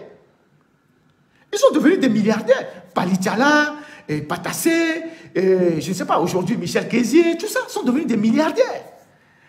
Sont devenus des milliardaires. Alors, quel impact économique on veut démontrer aux jeunes dans une conférence quand on sait que les phosphates aujourd'hui sont devenus comme une malédiction? Surtout que la zone dans laquelle on exploite les phosphates, les gens de Thiévier, les gens d'Anéron, les gens de Vaughan n'ont bénéficié de rien de ces phosphates-là. Qu'est-ce qu'on veut, quelle implication économique on veut démontrer aux jeunes? Aujourd'hui, des gens comme Bagnan qui sont décédés, qui a des maisons partout, je vous ai dit, et qui a un patrimoine foncier de Lomé jusqu'à Daban, ces enfants sont en train de se bagarrer et l'héritage qui est passé à ces enfants, aujourd'hui, ce n'est pas une question de milliards par personne. Ce n'est pas une question de milliards par personne en biens immobiliers et financiers, plus les actions qui sont là. Ecobank, à l'extérieur, un peu partout, les biens en France, en Allemagne et tout ça. Pour quelqu'un au départ qui était un instituteur, Donc voilà comment les phosphates pour lesquels on suppose qu'on a voulu tuer Yadema, comment les phosphates ont engraissé des individus au détriment de la République. Au détriment même des populations où on exploite les phosphates. Pali Tchara, quand il est décédé, il a des appartements en France, il a des biens partout. Il a des biens partout. Et aujourd'hui, la famille Bagna continue d'avoir des intérêts, que ce soit à l'aéroport, puisque sa fille Bamondi, qui est décédée, a créé une société de prestations à l'aéroport. Ils intervenaient dans les Miss Togo, ils sont un peu partout, dans tous les secteurs. Dans les télécoms. Théolis qui vous fait la distribution de l'Internet appartient à un fils de Bagna, Michel. Mais ces gens-là, ils se sont juste enrichis sur le dos et le sang des populations où on a exploité les phosphates. Donc, la supposée lutte que Eyadema aurait faite pour se débarrasser les impérialistes, pour que les phosphates reviennent au Togo, ça n'a servi qu'à alimenter, à enrichir quelques individus. Donc, je suis en train de vous citer les noms. Vous allez aujourd'hui dans les localités de Raotoé, de Dagbati, d'Anero, de Kweme, tout ça là, il n'y a pas de route, il n'y a pas de l'eau potable, il n'y a rien. Mais on a retiré à ces gens-là toutes leurs terres. Leurs femmes sont devenues des portefeuilles au grand marché de Lomé. Donc, quel impact économique l'attentat de Sarakawa, ou je ne sais pas, l'accident de Sarakawa, a eu sur le Togo pour qu'on organise une conférence débat pour aller lobotomiser les cerveaux des gens. C'est une opération de lavage de cerveau. Il n'y a absolument rien. Il n'y a rien. Donc aujourd'hui, Faure fait exactement comme son père. Les phosphates n'apportent rien au trésor. Mais son père avait Maurice Afsor comme conseiller. C'était un juif. Aujourd'hui, Faure a la famille Ederi qui gère les phosphates avec un pantin de directeur qui est devant Michel Kézier et ils se partagent l'argent. C'est ça la réalité. C'est ça la réalité. C'est ça la réalité. Donc, quand les gens viennent pour dire, oui, Yadema nationalisé les phosphates, ça, et que le Togo... Non. Normalement, la population togolaise, elle n'est pas si grande que ça. On aurait pu aujourd'hui instaurer des bourses à tous les étudiants, même aux élèves. Même aux élèves. Même aux élèves, on aurait pu donner des bourses aux élèves. Est-ce que vous avez une fois entendu que pendant les vacances, l'OTP accepte que des étudiants ou des élèves viennent en stage là-bas? Ne serait-ce que des stages. Pour qu'à la fin des 3 mois ou des 2 mois de vacances, l'élève ou l'étudiant partant puisse gagner 200 000, 150 000 pour payer un ordinateur ou bien pour payer ses fournitures pour commencer les cours. Vous avez entendu ça? Non. Même stage gratuit, ils ne veulent pas. Même stage gratuit pour les gens qui sont dans des filières même techniques pour avoir de la main, ils ne veulent pas. Donc, c'est devenu un patrimoine privé, communautariste. Les gens, ils recrutent leurs frères, leurs cousins, leurs amis, ils les font venir des villages et ils font ce qu'ils font avec cette richesse qui appartient à tous les Togolais, mais au détriment même des localités dans lesquelles on exploite les phosphates. Donc, voilà le bilan de Yadema. Voilà le bilan de Yadema et ses acolytes. Donc, si il y a une conférence publique à organiser sur les conséquences de l'accident de Sarakawa, parce que le thème a été conçu comme si Yadema, et puis on disait que Yadema a libéré le Togo économiquement. C'est des histoires. Il a libéré le Togo pour s'enrichir, pour lui-même, ses proches et ses amis. C'est ça la réalité. Donc, allez lire le rapport de la Cour des comptes qui est sorti en 2022 et qui dit que pendant 3 ans, les 3 dernières années, l'OTP n'a versé aucun franc au trésor public. Et pourtant, le phosphate a connu un boom sur le plan international. Les prix ont augmenté. C'est ça la réalité. Donc, nous avons des richesses chez nous qui ne profitent pas aux Togolais. Pendant qu'on a des écoles sans toit, on a des hôpitaux où il n'y a rien, on n'a pas d'électricité, les jeunes ont toutes les difficultés à boucler, je sais pas, à boucler les joues. Vous avez un carteron d'individus, un groupe d'individus qui s'enrichit énormément sur le dos de la République et qui organise une espèce de propagande et de mythologie pour faire endormir les gens. C'est tout ça qu'il faut déconstruire. C'est tout ça qu'il faut déconstruire. Donc, aujourd'hui, les phosphates, l'OTP a fait faillite. Et quand l'OTP a fait faillite, qu'est-ce qu'ils ont fait? Toutes les créances de l'OTP ont été transférées au Trésor. Et ils ont privatisé l'OTP, qui est devenu l'IFG. Là aussi, ça n'a pas marché. Donc, quand l'OTP a fait faillite, tous les prestataires de l'OTP ont été versés au Trésor. Et donc, c'est l'argent du contribuable, c'est-à-dire de vous et nous, qui avons payé encore ces prestataires. Alors que les gens se sont enrichis énormément par rapport à ça. Donc, voilà ce qui se passe. Donc, quand j'aborde ce sujet-là, parce que cette histoire de conférence-débat a été adressée aux étudiants, chers amis, chers jeunes frères étudiants, vous devez savoir que si le Togo était bien géré, vous les étudiants, vous devez avoir des logements décents. Vous devez avoir des bourses en permanence. Pas ce qu'on vous donne aujourd'hui, les miettes qu'on vous donne aujourd'hui. Vous n'êtes pas plus nombreux que les richesses qu'on a au Togo. Vous devez avoir suffisamment de bourses. Les élèves, les lycéens devaient avoir des bourses. En tout cas, les meilleurs devaient avoir régulièrement des bourses. Vous devez avoir des bus qui devaient faciliter vos déplacements. Vous devez avoir des moyens de recherche. Vous devez avoir des stages tout en étant étudiant, élève au lycée. Vous devez avoir des stages dans ces entreprises-là. Je m'adresse aux étudiants. Vous devez bénéficier de tout ça parce que ce sont les richesses du Togo. Mais du fait qu'un groupe d'individus a bloqué ces richesses-là, vous êtes là dans vos amphis, vous êtes 1000 dans un amphithéâtre de 300 personnes, vous êtes 300 dans un amphi de je sais pas, 1000 personnes, et vous êtes là, vous n'avez pas de table pour étudier, vous n'avez pas d'ordinateur, vous n'avez pas de bourse, vous n'avez rien. De temps en temps, on vous jette quelques miettes et vous êtes content. Oh, vous êtes content. Ce n'est pas normal. Au moins, chaque étudiant au Togo devait bénéficier au moins, je ne sais pas, au moins d'une cinquantaine de mille par mois. Chaque étudiant. Les lycéens devaient avoir au moins 30 000 francs par mois. Comme bourse. Mais toutes ces richesses sont accaparées par une bande d'individus. Aujourd'hui, comme je vous le dis, les enfants bagnats sont en train de se bagarrer sur les milliards que leur père a laissés. Et ces milliards-là sont des milliards de la République. Je vous dis que chaque enfant bagnat n'a pas eu 1 milliard. Il a eu plus qu'1 milliard comme héritage. Peut-être même 2 milliards par enfant.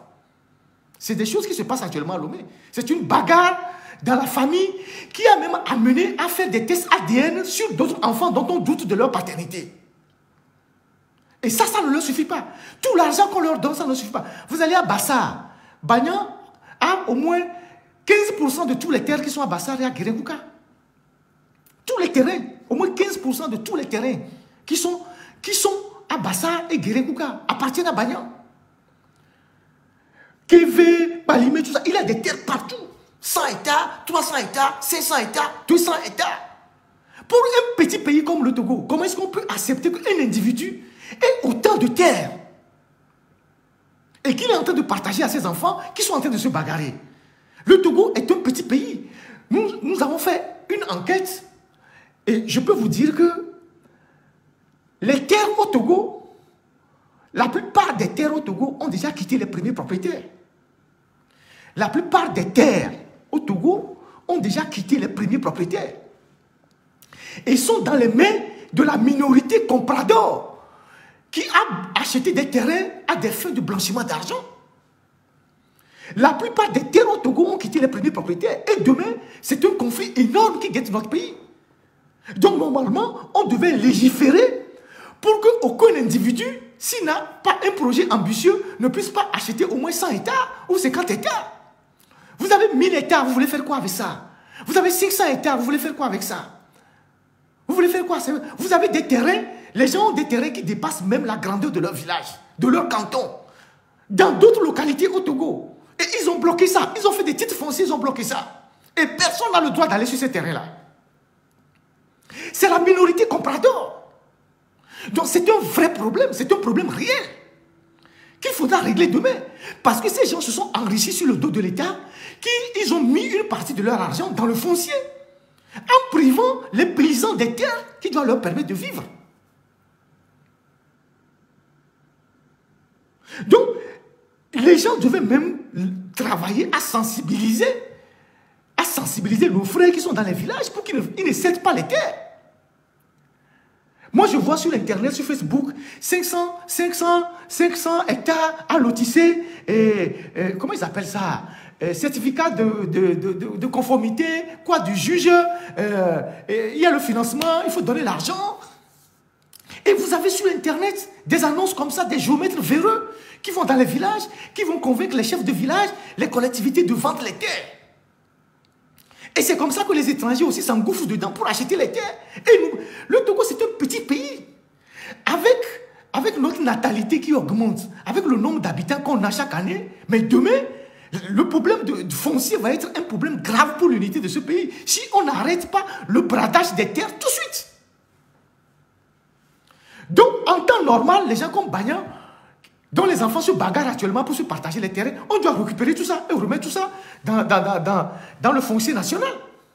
Comme tous ceux qui, parmi eux, sont en train d'acheter 2000 hectares, 3000 hectares, 4000 hectares. Comment tu peux acheter un terrain dont tu ne peux pas connaître les limites? Donc, voilà ce qu'on a vécu avec cette histoire je ne sais pas comment on l'appelle, de la chute de l'avion de Sarakawa et des implications qui ont découlé de cette affaire-là. Et comme je le disais tantôt, n'oubliez pas que dans cette affaire d'avion, il y a beaucoup de gens qui ont survécu. Il n'y a pas que Yadema seul qui a survécu. Le seul qui est décédé, comme je vous l'ai dit, c'est De Gaulle. Et Demkojo l'a dit dans son livre. C'est De Gaulle seul qui est décédé. Les autres, ils les ont exécutés pour construire leur mythe. Après, ils ont amené le commissaire Pana, ils l'ont exécuté sur les lieux. Et puis après, il y a les Diafalo qui étaient vivants. Il y a Baka, ou bien Paka, je ne sais pas comment on l'appelait. Il semble que c'était l'oncle de Yadema. Oui, je pense que c'est ça, Baka ou Paka. Il était vivant. Il y a, comment appelle-t-on, Tchamier, qui était le majordome de Yadema. Il était vivant. Il y a un mécanicien qui est de Palimé, je pense qu'il est encore vivant. Et il y a Malou qui était vivant, il y a Diafalo qui était vivant. Donc, il y a beaucoup qui étaient vivants. C'est après que tout ça s'est passé qu'ils ont décidé, par remords, de réhabiliter Nyandi et Nyemenya, qu'ils ont cité après dans les chansons.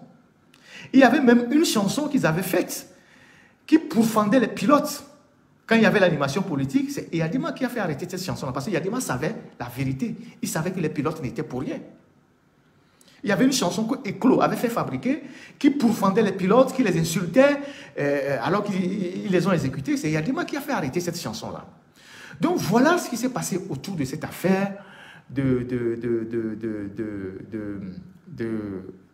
Chichao qu'ils ont dit Sarakawa. Et la suite a été un désastre économique. Un désastre économique pour notre pays. Donc, on ne vienne pas nous raconter des histoires que la chute de l'avion de Sarakawa a été une libération économique du Togo. Non, ça a permis à Yadema de piller les phosphates, de s'approprier les phosphates, de les gérer comme il veut. Et son fils continue la même chose aujourd'hui.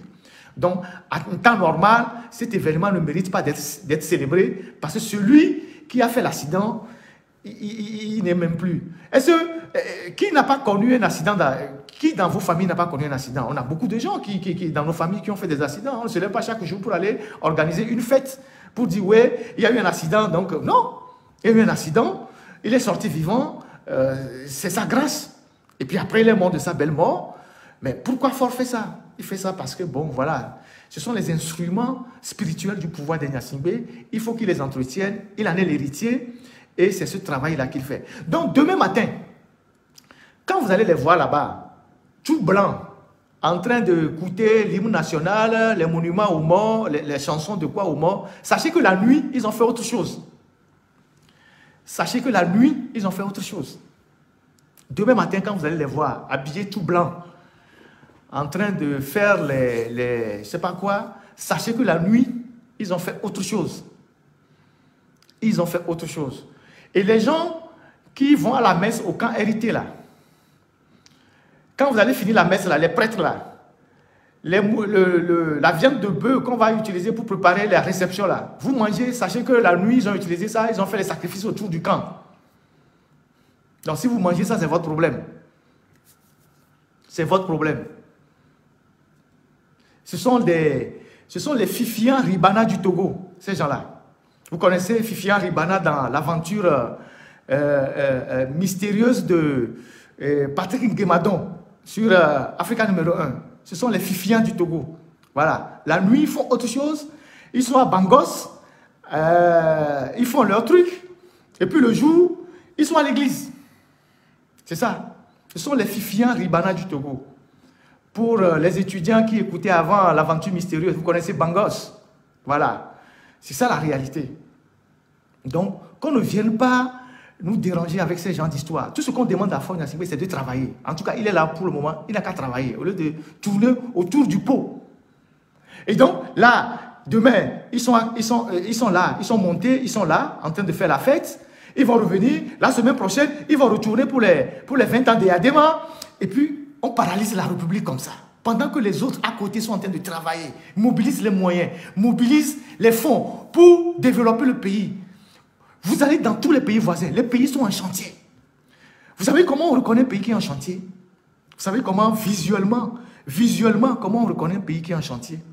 Un pays qui est en chantier, dès que vous arrivez, vous voyez les grues qui sont suspendues. Les bâtiments, les trucs, les grands bâtiments. Donc, vous allez aujourd'hui à Cotonou, vous voyez des grues partout. Vous arrivez à Accra, vous voyez les grues qui sont suspendues partout. Vous allez à Abidjan, vous voyez les grues qui sont suspendues partout. Et quand vous arrivez au Togo, il n'y a rien. Tout est plat. Aucun chantier. Tout est plat. Comme si le pays n'avait pas besoin qu'on le remette sur les rails. Tout est plat. Aucun bâtiment. Rien n'est en train d'être construit. Rien du tout. Rien du tout. Alors que nous avons énormément de richesses. On a des richesses qu'on ne peut même pas évaluer. Tout cet argent, ça rentre où? Ça rentre dans les poches de qui? Pour qu'on vienne nous dire, il y a eu attentat de Sarakawa ou bien accident de Sarakawa, il y a eu un impact économique. Quel impact économique? Quel impact économique? Pour qu'on ait un pays qui n'a pas d'électricité, les étudiants n'ont pas de bourse, les militaires. Je vais parler des militaires dimanche. Je vais parler des officiers. Vous les officiers, je vais parler de vous dimanche. Vous avez un collègue à la retraite, les officiers qui sont en fin de carrière. Vous avez un collègue à la retraite qui est décédé samedi. Il allait chez lui à moto. Comment est-ce qu'au Togo, un colonel à la retraite peut circuler à moto au point qu'un titan vient le ramasser? Je vais parler de vous. Vous, les officiers, à qui on a fait croire que c'est vous qui avez le pouvoir. Et vous dites, c'est nous. Quand vous défilez là, vous dites ça, nous serons là. Nous serons là, c'est ça. Les Gnassingbé vous manipulent et vous jettent à la fin comme des ordures. Et vous mourrez dans la misère. Je vais vous parler de vous et je vais vous passer un message dimanche. Je vais parler à partir du cas de votre collègue. Je vais vous parler. Certains parmi vous, colonels à la retraite, vous n'avez même plus de voiture. Vous allez à des réunions à moto, en Zémidjan. Colonel à la retraite. Et ça ne vous dit rien. On en parlera dimanche. Donc, voilà, chers compatriotes, ce qui s'est passé autour de cette affaire de Tchitchao et qui est devenu Sarakawa et qui est aujourd'hui même une source de tension entre les deux cantons. Au point que le préfet de Kara, qui vient d'être démis de ses fonctions, bien d'être remplacé plutôt, a créé une commission pour régler ce problème de conflit entre les deux cantons. Parce que Eyadema avait arraché cet endroit pour donner aux gens de Sarakawa en disant que c'est eux qui étaient les premiers à venir à son secours, alors que cette piste appartenait au canton de Tchitchao. Voilà. Donc, je ne vais pas vous prendre, abuser de votre temps. Je pense qu'on a fait suffisamment le tour. C'était un direct qui était parti pour ne pas être très long. Merci à tous ceux qui ont pris leur temps de m'écouter. Demain, nous allons publier sur notre site www.l'alternative.info. Je vous ai promis plusieurs articles sur des projets agricoles qui ont fait flop. des projets agricoles qui ont fait flop. Je viens de lire que la Chine vient de nous donner du riz, 200 000 tonnes de riz, je ne sais pas quoi, je ne sais pas, donc on est des mendiants.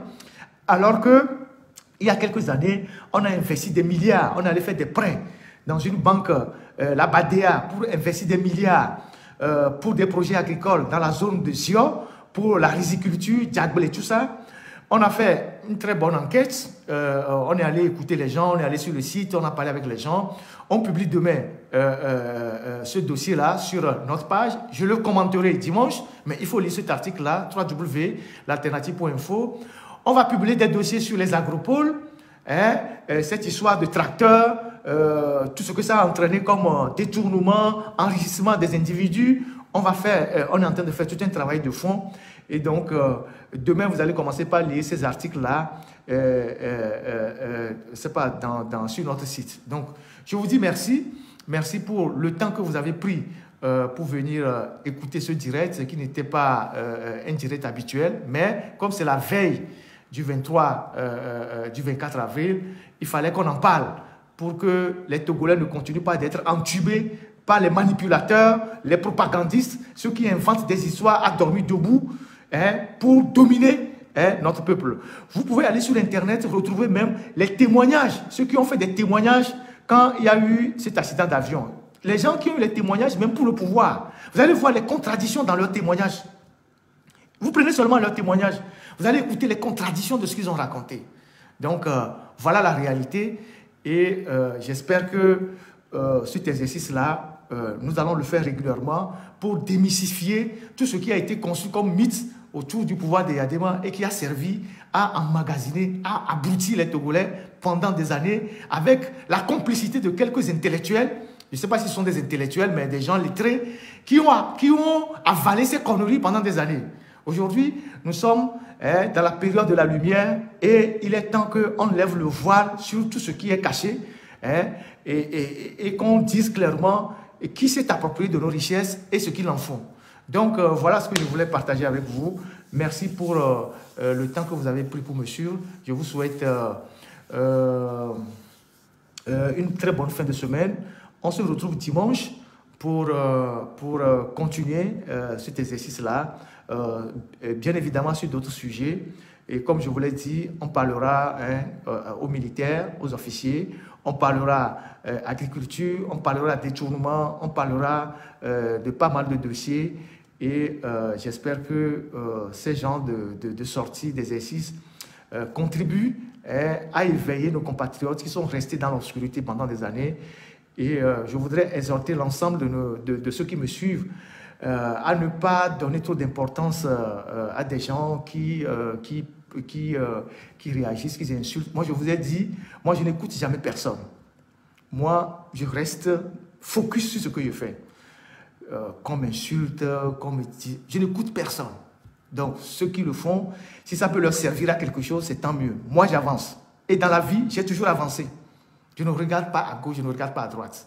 Je sais ce que je fais, je sais où je vais, et je sais... je sais ce que je peux faire. Et donc, moi, je fais ma part. Et je fais ma part et je continuerai de faire ma part tel que je le conçois. Et donc, ne perdez pas le temps pour des trucs inutiles. Restez focus et on avance. Voilà. Et donc, voilà ce que j'ai à vous dire. Et beaucoup de courage. Et que Dieu nous garde. Et évitez de manger n'importe où et n'importe comment. Et comme j'ai eu à le dire, le Togo est très, très, très profond. Le Togo est très profond. Évitez de manger n'importe où, n'importe comment. Voilà, c'est le conseil que j'ai à vous donner. Passez une bonne soirée et que Dieu nous garde. À demain. Alors, je profite pour remercier tous ceux qui étaient en ligne. On était 1400 sur Facebook, 1600 sur TikTok. C'est assez énorme. Plus les autres sites qui ont relayé en direct tout ce qui se passe. Une pensée pour les prisonniers, ceux qui sont en prison, les jeunes, les femmes, les activistes, tous mélangés. Une pensée pour eux. Et voilà, donc je vous dis merci à tous et puis à dimanche. Merci.